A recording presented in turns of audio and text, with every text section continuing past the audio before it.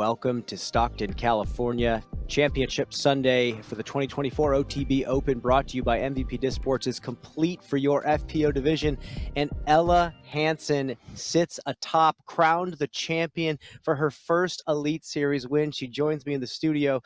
Ella, you did it. It's been a long time coming. Talk about it. I mean, the interviews after you tap in are kind of tough sometimes with everybody watching. Now the dust has settled a tiny bit. You've gotten to collect your thoughts. You called your family. How are you feeling right now? Good. I mean, I don't know if it's all the way sunken in quite yet, but yeah, it feels pretty good. Well, I heard this from Jesse Nieminen, who won over in Copenhagen last week. When he was getting interviewed, he said, I can't feel anything yet because I'm still so focused on what I'm supposed to be doing. I'm still locked into decision-making mode. Do you kind of feel like that's where you're at right now? A little bit. I mean, that's definitely like the big focus, on for today. I'll reframe this. When you are in the zone playing the way you did to win a tournament, what does the focus feel like? What does that flow state feel like to you? Does it feel intense? Does it feel calm? What is it like for you? Yeah, definitely had nerves. I mean, pretty much all weekend. I think I said to my caddy on like hole one, the first day, I was like, oh, I'm a little nervous.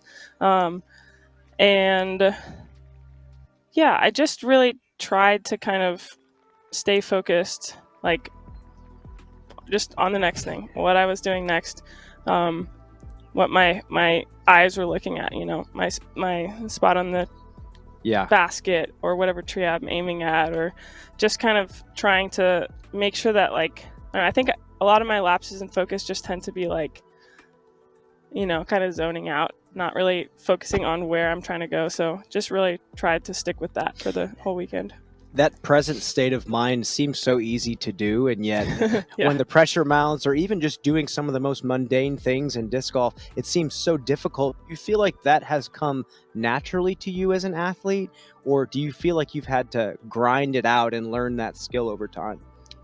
Definitely a lot of learning over time, I think, especially for being on the lead card, having a chance to win a big tournament. I've said this before, but I think, like, coming from Ultimate, I played in a lot of high leverage situations in Ultimate, but it kind of always felt like there was like an out a little bit if you messed up. And so then that pressure kind of coming to disc golf and being like, there's not really an out. Like, sure, you can scramble, but like everything you do that's bad is your fault pretty much.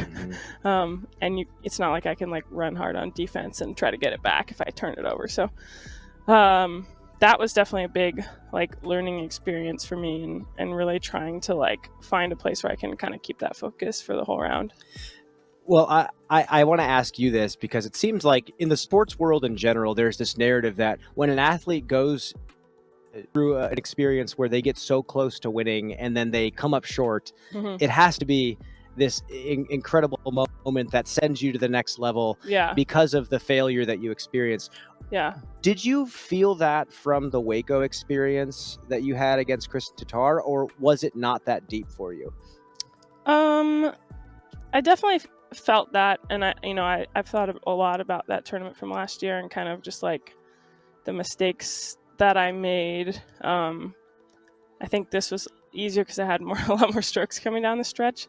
But I think it's like being on hole 17 today, and like, I threw it OB short, but like that was like the miss I wanted to be, crossing land and going OB somewhere where I can get up and down for a bogey rather than trying to go out over the water and like not ever crossing back in. So I think that's kind of the things I learned of just, but that's also like was my tournament play anyway. So I think both that and just like really trusting my game a lot more has helped a lot.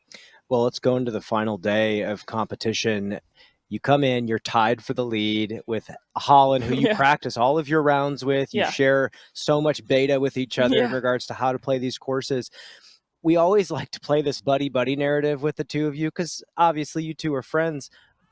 But final round, are you feeling that, or are you just locked into your own lane? A little bit. I mean, I think there's a level to which I'm like, yeah, we're both trying to win this tournament, and I'm not like messing around with her as much as I would during a practice round, but definitely like on hole 15 or 14, like in our practice round, like I just smoked. There's like a stick right there, right off the tee. I just smoked it, and I, it's kind of like I'm like wait until we both drive, and I was like, hey, you remember when I hit that stick? Like just silly things. I'm pretty silly, I think, overall, and I think that I want to be like a serious athlete, but I think also knowing that like I can play my best when I'm leaning into being myself.